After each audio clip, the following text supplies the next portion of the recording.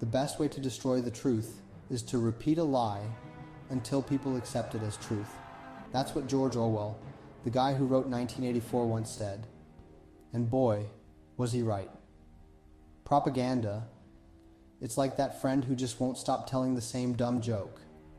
Except, instead of a dumb joke, it's a dangerous lie.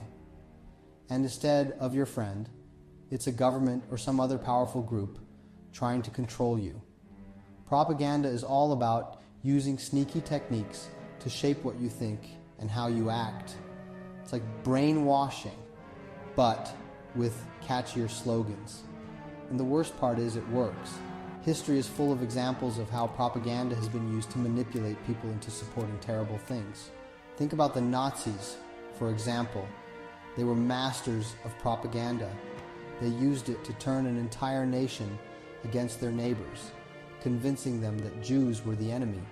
They spread lies through posters, radio broadcasts, and even movies, all designed to make people afraid and angry.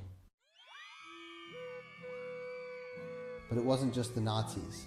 In Italy, Mussolini used propaganda to build support for his fascist regime. He controlled the press, censored anything he didn't like, and used radio to pump out his message. He wanted Italians to see him as a strong leader, and he wasn't afraid to twist the truth to make it happen. And let's not forget about McCarthyism in the United States. In the 1950s, Senator Joseph McCarthy used fear and paranoia to persecute suspected communists. He made wild accusations without evidence, ruining lives and creating a climate of fear. It was propaganda at its worst, and it had a chilling effect on free speech in America. These are just a few examples of how propaganda has been used throughout history. But here's the scary part. It's still happening today. In fact, with the rise of the internet and social media, propaganda has become even more sophisticated and dangerous. Today we have right-wing media outlets that masquerade as news organizations, spreading misinformation and conspiracy theories. They appeal to people's emotions, confirming their biases and pushing them further down the rabbit hole. And because these outlets are so good at what they do, it can be hard to tell what's real and what's not. Then there's social media. It's like a breeding ground for propaganda. Algorithms show you what they think you want to see, creating echo chambers where people are only exposed to information that reinforces their existing beliefs.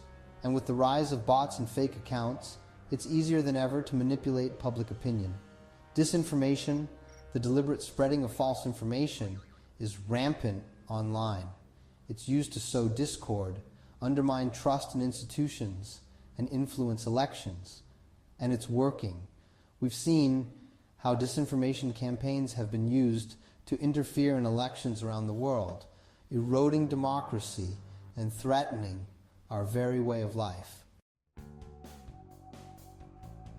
So, what can we do about it? How do we fight back against this onslaught of propaganda? Well, the first step is to be aware of it. We need to understand how propaganda works, how it's used to manipulate us, and who benefits from it. We also need to be critical thinkers. Don't believe everything you read or see online.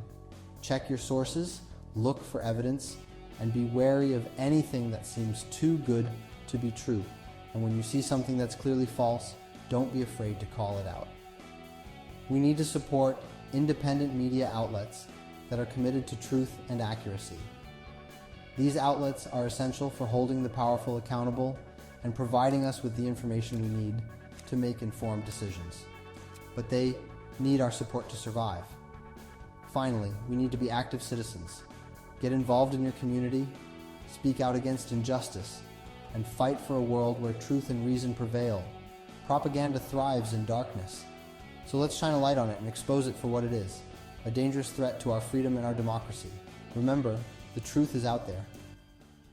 But we have to be willing to fight for it.